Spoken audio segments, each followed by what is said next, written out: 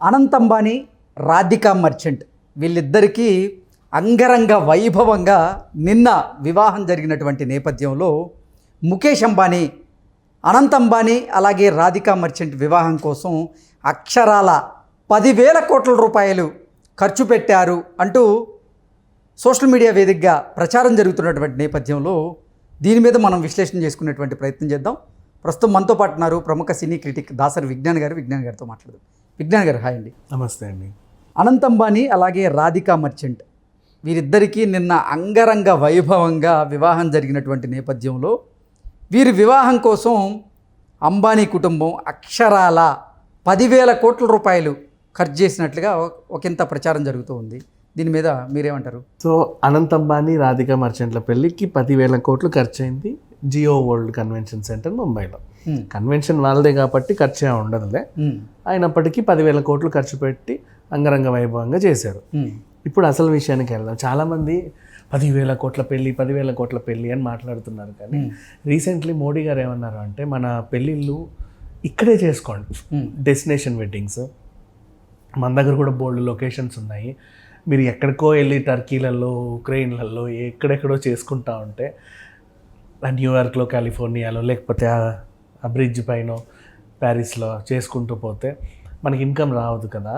వాళ్ళకి ఫారిన్కి మీరు ఇస్తున్నారు డబ్బులన్నీ, మన వాళ్ళు కూడా కొంతమంది బ్రతుకుతారు కదా అన్నట్టు మోడీ గారు చెప్పడం నిజంగా వెరీ గ్రేట్. యాక్చువల్లీ ఒక మంచి ప్రైమ్ మినిస్టర్ అట్లా ఆలోచిస్తాడు.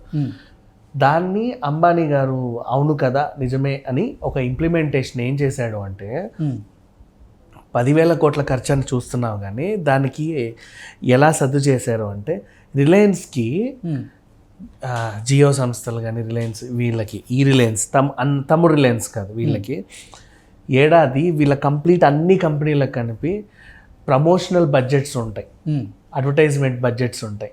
అవే కొన్ని 1,00,000 కోట్లు ఉంటాయి. చాలా అంటే like you know hoardings, auto promotions, Jio స్టిక్కర్లు, టీవీలో యాడ్స్, అన్ని ప్రోడక్ట్స్కి. ఇప్పుడు క్యాంపకోలా కూడా వీళ్ళదే, దానికో వ్యవస్థ. అండ్ నగల షాపులు కానీ, మన రిలయన్స్ స్టోర్లు కానీ, ఫ్రెష్ సిగ్నేచర్లు కానీ, మాల్స్, మార్ట్స్, అన్నీ ఇంత పిన్నీస్ దగ్గర నుంచి పెద్ద పెద్ద ప్రోడక్ట్స్ వరకు, కార్ల వరకు, అన్నిటి వరకు చూసుకుంటే వీళ్ళకంటూ ప్రమోషన్స్కి కొన్ని బడ్జెట్స్ ఉంటాయి. అది ఊరికే రోడ్డు మీద తగిలేసే బడ్జెట్. దాని బడ్జెట్ని వెడ్డింగ్కి వాడాడు అంబానీ. యాక్చువల్ రీసెంట్లో ఈ నెలలో జరిగేటువంటి బడ్జెట్ని అటు నుంచి ఇటు పెట్టాడు. ఎందుకంటే ఇది కూడా ఒక ప్రమోషనల్ ఈవెంటే కాబట్టి, వీళ్ళ పెళ్ళి అంటే అందరూ మాట్లాడుకుంటారు, రైట్? సో ఇది పెద్ద ప్రమోషనల్ ఈవెంట్. ఎవరైనా సరే ఇప్పుడు అక్కడైనా అడ్వర్టైజ్, ఇక్కడైనా అడ్వర్టైజ్మెంటే. ఈ నెల ఇక్కడ వాడుకోవచ్చు. అండ్ అడ్వర్టైజ్మెంట్ చేస్తే రోడ్డు మీద ఊరికే తగిలేసే సొమ్ముని ఇక్కడ 10 మందికి పంచవచ్చు. ఎలా? పెద్ద పెద్ద ఆర్టిస్టులు, హీరోయిన్లని ఒక ఉపాధి కల్పించాడు, డెకరేటర్కి ఉపాధి కల్పించాడు, క్యాటరింగ్, వెడ్డింగ్ పని చేసేవాడు, మొలలు కొట్టేవాడు, తాళ్ళు కట్టేవాడు, అందరినీ చూసుకో, ఇంటి నుంచి అంతంత వరకు. ఫారిన్ నుంచి వేరే వేరే ఆర్టిస్టులను కూడా తెచ్చి ఇక్కడ వాళ్ళని, అంటే ఇక్కడ వాళ్ళు ఎవరు ఎప్పుడు మేము చూడలేమేమో వీళ్ళని అనుకున్న వాళ్ళని కూడా వీళ్ళు తీసుకొచ్చి చూపించి వాళ్ళకి రెమ్యునరేషన్ ఇచ్చి పంపించాడు. అంటే వీళ్ళకి చూపించాడు. నెక్స్ట్ పెద్ద పెద్ద స్టార్ హీరోలు అందరినీ పిలిచి వాళ్ళకు కూడా ఒకరోజు కోటల్లో రెమ్యునరేషన్ ఇస్తాడు. ఊరికే అయితే రారు. ఇప్పుడు సల్మాన్ ఖాన్, షారూఖ్ ఖాన్, అమీర్ ఖాన్ వీళ్ళందరూ వచ్చారు అంటే కోటల్లోనే డబ్బులు ఉంటాయి. రీసెంట్లీ నాగార్జున గారు చెప్పినట్టు సెలబ్రిటీ పెళ్ళిళ్ళకి వెళ్తే డబ్బులు కాంట్రాక్ట్ అది. ఆ రోజు వాళ్ళందరూ వెళ్తే పెళ్ళి కళ. మహామహులను పిలిచి వాళ్ళకి, వాళ్ళ యుద్ధానికి, అండ్ గూడ్స్ అండ్ సర్వీసెస్కి, అకామిడేషన్స్కి, అన్నిటికీ కలిపి he has done a great service like 10,000 crores. And ఇంకా జ్యువెలరీ షాపులు వాళ్ళవే, వెళ్ళాల్సిన అవసరం లేదు. కట్టసి, కుటూర్ కట్టసి అంతా వాళ్ళదే, ఎక్కడికి వెళ్ళాల్సిన అవసరం లేదు. Complete A to Z. Even venue కూడా వాళ్ళదే, రైట్? కానీ 10,000 కోట్లు ఎందుకు ఖర్చు పెట్టాడు అంటే ఇంతమంది పైన ఏదో సర్వీస్ చేస్తాడు. He has done a great service. దాన్ని వాళ్ళు ఏదో 10,000 కోట్లు పెట్టి పెళ్లి చేసుకున్నాడు అంటే, పెళ్లి చేసుకుంటే 10,000 కోట్లు పెట్టి తినలా తను. అమ్మాయి తినలా, అబ్బాయి తినలా, కూర్చొని 10,000 కోట్లు ఎంతో మందికి తినిపించాడు, అందరి మందికి అలా పంచాడు.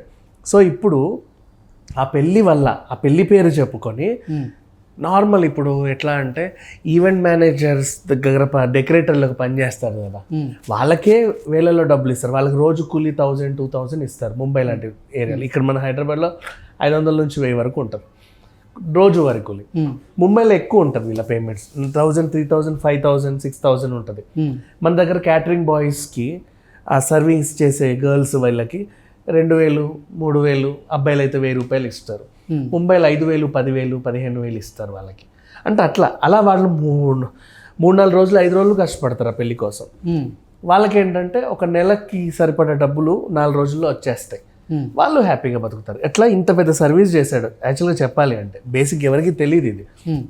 అండ్ ఇక అమ్మాయి గురించి అంటావా, నగల బడ్జెట్ అవి బడ్జెట్ అన్నాం కదా, అది ఇంట్లో వాళ్ళందరూ వేసుకుంటే ఈ అమ్మాయి వాళ్ళ అక్క పెళ్ళికి ధరించిన నగలు, అక్క పెళ్ళికి కట్టిన వస్త్రాలని మళ్ళీ కట్టుకుంది ఒక గుర్తులాగా, జస్ట్ అలా.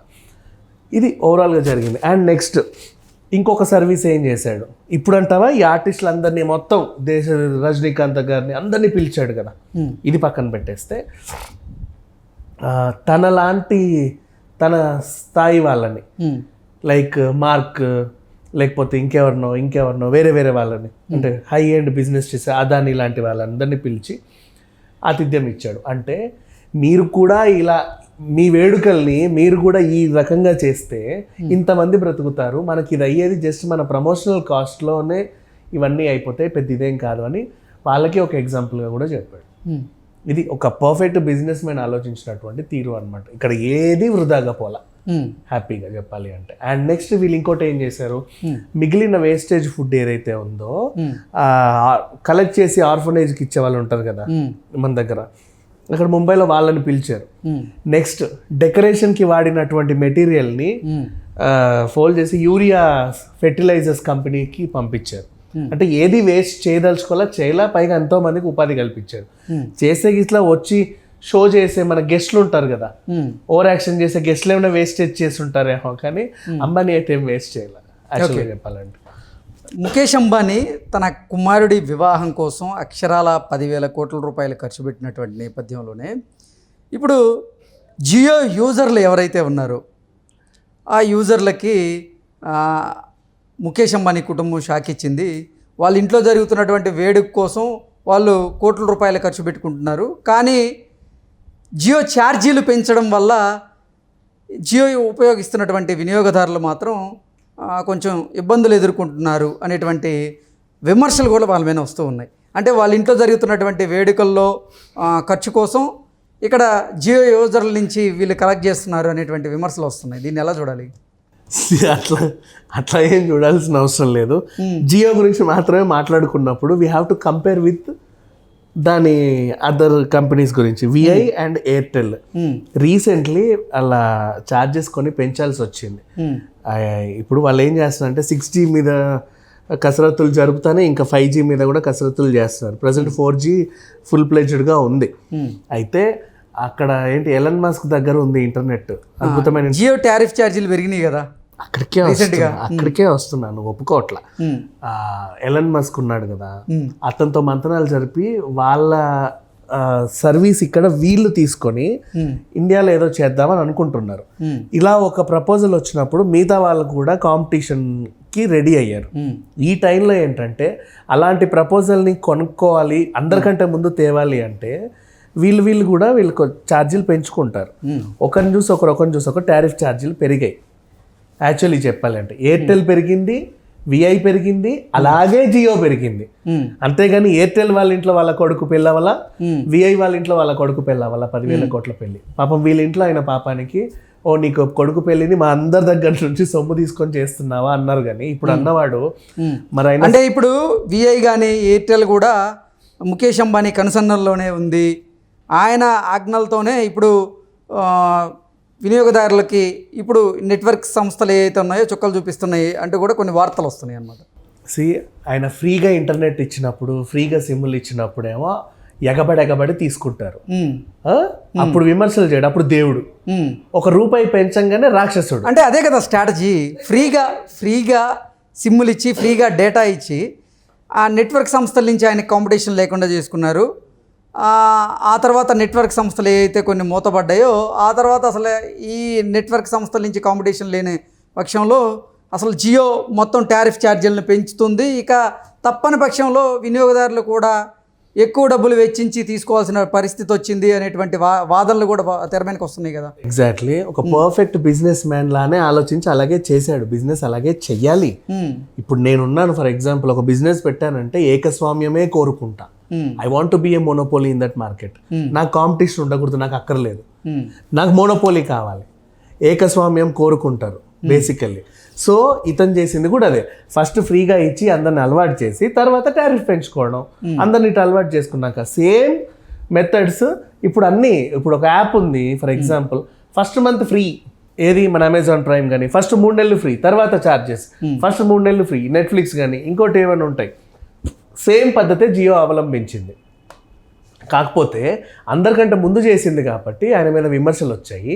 తర్వాత వీళ్ళందరినీ చూసినప్పుడు ఓహో ఇదంతా బిజినెస్ స్ట్రాటజీ అని అర్థం చేసుకో. ఏదైనా బిజినెస్ స్ట్రాటజీ అంతే తప్ప జనాల దగ్గర నుంచి పాపం టారిఫ్ రూపంలో దోచుకొని కొడుకు పెళ్లి చేసే అంత దుర్మార్గుడు ఏం కాదు. మీరు ఆ మనిషి ఎమోషన్స్ని నిజంగా చూస్తుంటే అంత పెద్ద మనిషి, కొండంత మనిషి, ఆయన కూడా ఆ కొడుకు మాట్లాడుతుంటే భావోద్వేగాలకు గురవడం, ఏదో కొడుకు మొహంలో ఆనందం, కన్న తండ్రికి కొడుకు ఇట్లా జనాల దగ్గర దోచుకునేంత నీచుడు నికృష్టుడు అయితే కాదు. చాలా మందికి ఉపాధి కల్పించినటువంటి మనిషి అన్నమాట. ఇప్పుడు ఎన్నో సంస్థలు ఆయన పేరు చెప్పి బతుకుతున్నాయి కదా. అది ఓవరాల్గా. అండ్ ఇదంతా జస్ట్ ఒక రూమర్ స్ప్రెడ్ అయింది. అండ్ ఎలాగైతే జియో టారిఫ్ గురించి మాట్లాడామో ఇంకో రూమర్ స్ప్రెడ్ అయింది. అనంత్ అంబానీ పెళ్లి సందర్భంగా ఫ్రీ రీఛార్జ్ ఇస్తున్నాడు అని చెప్పి లింకు. దాన్ని నొక్కి నెంబర్ నొక్కగానే ఓటీపీ వస్తుంది, చెప్పగానే బ్యాంక్ అకౌంట్లోకి వెళ్ళి డబ్బులు పోయాయి చాలా మందికి.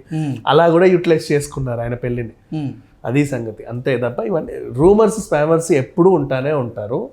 కాకపోతే ఒక మంచి విషయం జరిగినప్పుడు మంచిగా మాట్లాడుకోవడంలో తప్పులేదు.